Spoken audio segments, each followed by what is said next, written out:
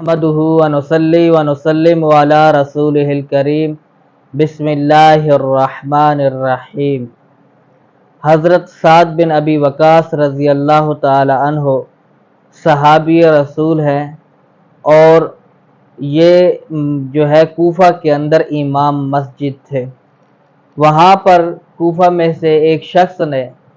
حضرت عمر فاروق رضی اللہ تعالی عنہ کے پاس جا کر یہ شکایت لگائی کہ حضرت سعد بن ابی وقاص رضی اللہ تعالی عنہ نماز بھی صحیح نہیں پڑھاتے۔ یہ خبر جب حضرت عمر رضی اللہ تعالی عنہ کے پاس پہنچی، حضرت عمر رضی اللہ تعالی عنہ نے حضرت سعد بن ابی وقاص رضی اللہ تعالی عنہ کی تحقیق کے لیے کوفہ کے اندر افراد بھیجے تاکہ پتہ کرے کہ کیا معاملہ ہے۔ وہاں جب گئے تو تمام لوگوں سے پوچھ گچھ کی حضرت سعد بن ابی وقاص رضی اللہ تعالی عنہ کے بارے میں، کہ حضرت سعد رضی اللہ تعالی عنہ کیسے ہیں، ان کے معاملات کیسے ہیں، وغیرہ وغیرہ، یہ ساری باتیں پوچھیں۔ تو وہاں پر کسی آدمی نے بھی حضرت سعد بن ابی وقاص رضی اللہ تعالی عنہ کے بارے میں کوئی غلط بات نہیں کہی، کوئی اعتراض نہیں کیا۔ ہاں، بنی ابس کے اندر وہاں جب حضرت عمر رضی اللہ تعالیٰ عنہ کے فرد پہنچے تو ان میں سے ایک شخص نے یہ کہا کہ یہ صحیح نماز نہیں پڑھاتے۔ اس نے اعتراض کیا تو حضرت سعد بن ابی وقاص رضی اللہ تعالیٰ عنہ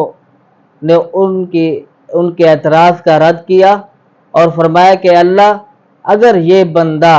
جھوٹا ہے اپنی کہی ہوئی بات کے اندر تو اس کو عمر بہت لمبی عطا فرما اور اس کو محتاجی عطا فرما۔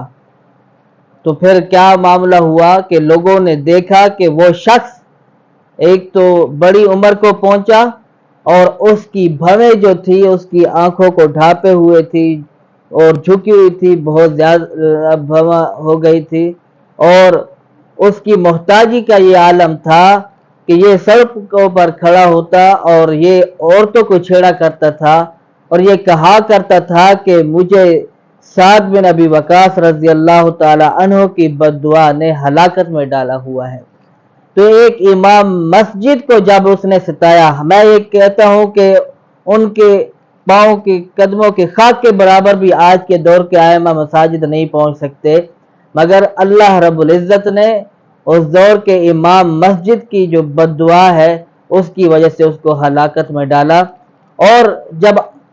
اس حد تک کسی امام مسجد کو یا کسی بھی مسلمان کو اذیت نہ پہنچائے کہ وہ یہ کہنے پر مجبور ہو جائے کہ میں تو اسے برداشت کر رہا ہوں، میں اس کا معاملہ اللہ پہ چھوڑتا ہوں، میں تو اسے برداشت کر رہا ہوں۔ اور کبھی کسی کا صرف برداشت کر لینا اور صبر کا مظاہرہ کر دینا بھی انسان کو ہلاکت میں ڈال دیتا ہے۔ حضرت امام اعظم ابو حنیفہ رحمۃ اللہ علیہ،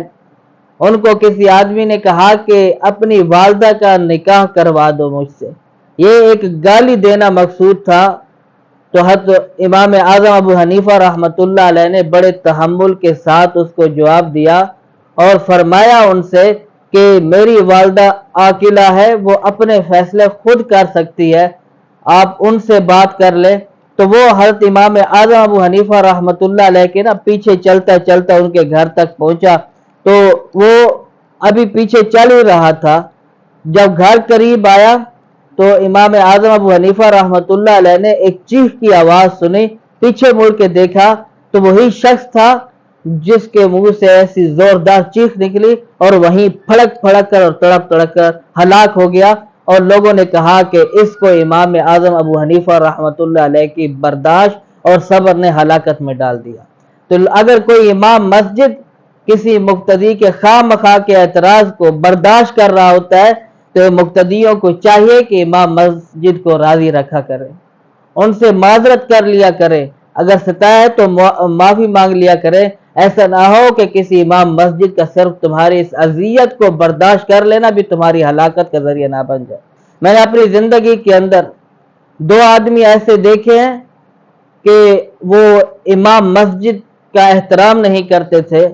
اور خواہ مخواہ کے اعتراض کرتے تھے، اللہ نے ان کو بڑی سزا دی ہے۔ اور ایک آدمی ایسا بھی تھا جس نے ایک امام مسجد کے بارے میں غلط تبصرے شروع کیے ہوئے تھے، اسے تو اللہ نے موت بھی عبرتناک دی ہے۔ اور آپ دیکھ لیں کہ جس کا رویہ امام مسجد کے ساتھ ٹھیک نہیں، ان کے گھر برباد ہو چکے ہیں، ان کے گھروں میں اتفاق نہیں ہے، ان کے گھر پریشانیوں کی اماجگاہ بن چکے ہیں۔ تو اس لیے امام مسجد کے ساتھ اچھا سلوک کریں، اگر کچھ دے نہیں سکتے تو کم از کم ان کی خدمت اس انداز سے کریں تاکہ وہ آپ کو دعا دے۔ اللہ رب العزت ہم سب کو عمل کی توفیق عطا فرمائے۔